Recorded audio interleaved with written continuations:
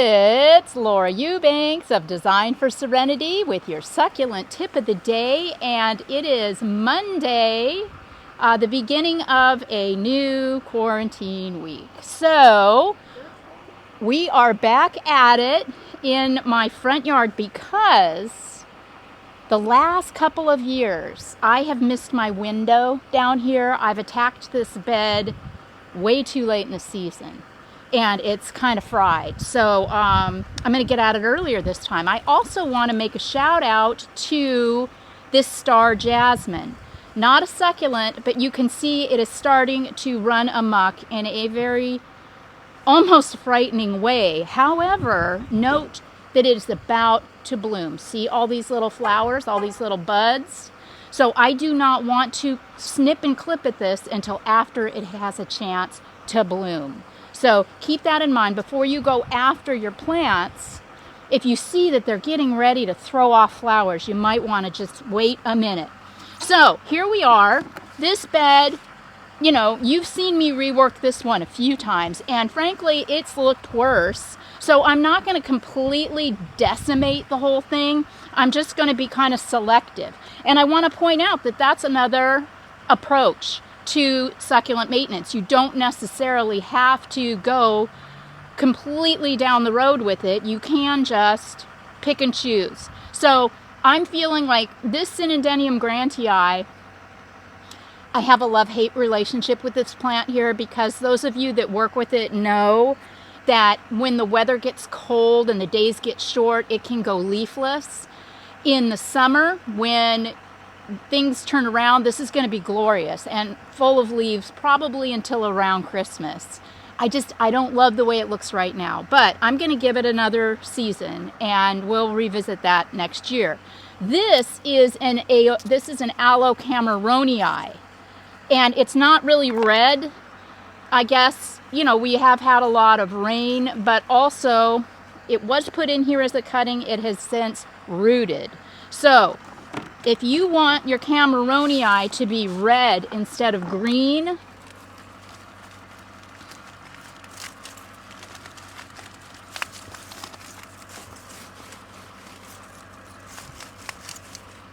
okay.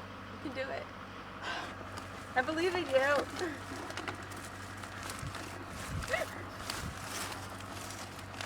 Oh, it's in there. You need a shovel? Yeah, wait.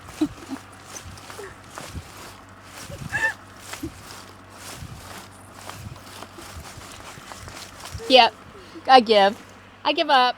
So, yeah, I'm not going to manhandle that out of there. I'm going to have to take a shovel. But before, because I don't want to break up the leaves, I'm going to go ahead and cut it.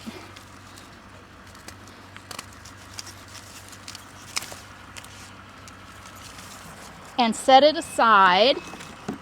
Now, I might even be able to manhandle the rest of this out of here now that I can get at it. We'll see.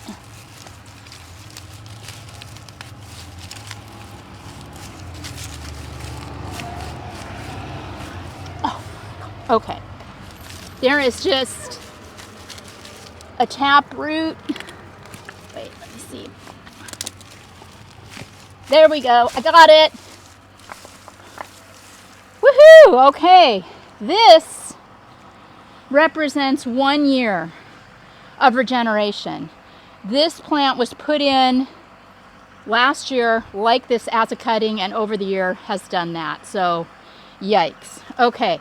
Whew, setting that aside, this gives me the opportunity to clean up this area a little bit.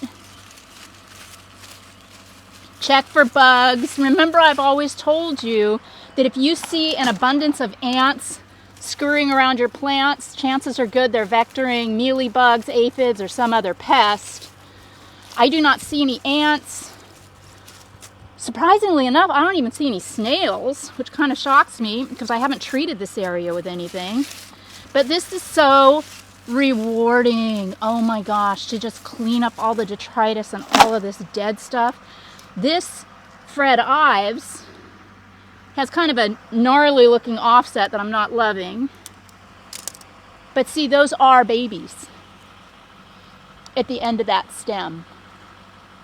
So we will protect that. These would be really cute on some succulent jewelry. And this is also way too leggy, right? So I'm going to pull out the fret ives, which are, in my opinion, the toughest succulent known to man. We're going to cut up all of these. This was planted as one plant last year, and look at that. Remember, I did set aside a stump like this in the backyard to check and see if we'd get offsets on the stem. Now I have another one. Woo, same with this. I just like these better, shorter. I don't like the leggy look that fret ives can sometimes achieve on its own. Okay, and this also isn't great. This undulata, look at that. I mean, it's kind of flopsy mopsy. It's not compact. So I'll also work with that as a cutting. This arboretum aeonium, also way too long. Work with that as a cutting. So see, you can pick and choose as you go. You know, what looks good, what doesn't, and be selective. There's an aloe blue elf here that is just starting to bloom. How do I know it's just starting to bloom? Because a lot of those flowers have not opened up yet. This is another good time to look for aphids. Aphids love underdeveloped bud and bloom growth. I do not see any aphids. If I did, I could treat that with some isopropyl, or I could spray it with water, you know, a good blast of the hose, or I could use a little diluted dish soap to try to control that. And if that were to fail, chemical fertilizer or chemical pesticide would be in order. Okay, the rest of this, I'm not hating at all. I mean, it's still tight, it's still compact, it's still all the scale.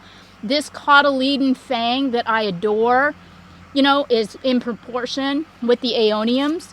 So the only thing that I have to do now is put back my Aloe Cameronii. Ugh, God, it's still, I don't know, it's a little big still. So I'm gonna limb it up a little bit. And remember, if you live in a place where you get a lot of rainfall or humidity, you might want to set this plant off in a corner or in the garage somewhere and let that wound callus before you put it back in the ground to avoid rot. This is a really tough aloe, and I have never lost one to rot, and I'm sure as heck not going to lose any here because I think the San Diego rains are a thing of the past. Okay, so this is going to just get set right back on the ground. And when we do Walkabout Wednesdays, we'll check in on this plant too, so you can see in real time just how quickly it's going to turn red. Then I'm going to put the candles back in my birthday cake, so to speak. This is the fun part where you take your cuttings and you just make executive decisions as to where you want them to go. How fun is this? And you know what to expect from these cuttings, right? You know, for example, that you're not going to want to put this little fret ives way back in the back because you'll never see it. You're going to want to keep these things that tend to stay a little more low profile more toward the front of your arrangements. All right, so that was a really quick 15-minute fix. I've got stumps to work with now. I've got babies to work with now. Let's move over. Oh, and then as far as watering, you're going to ask this question. Well, since you've got a mixture now of cuttings and rooted plants, when do I water? I'd wait a week, or I will wait at least a week. This soil is fairly dry.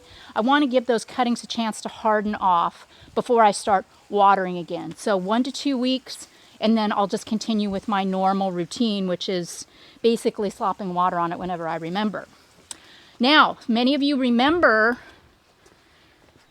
in the summer last year, I reset all these aeoniums, and they looked pretty grim. Oh my gosh, they fried and looked ugly. September, October. November, but because these are summer dormant and active in the winter, once December came, they opened up, they look gorgeous, and they will continue to be stunning until we get some hot weather again, where they might tighten up a little bit. But all in all, you know, no harm, no foul. Everything looks great. So I want to wish you all a happy 420, and to remember that today is the day to blaze up. So go ahead, put your J's up. This has been Laura Eubanks of Design for Serenity, reporting from my front yard garden with your succulent tip of the day.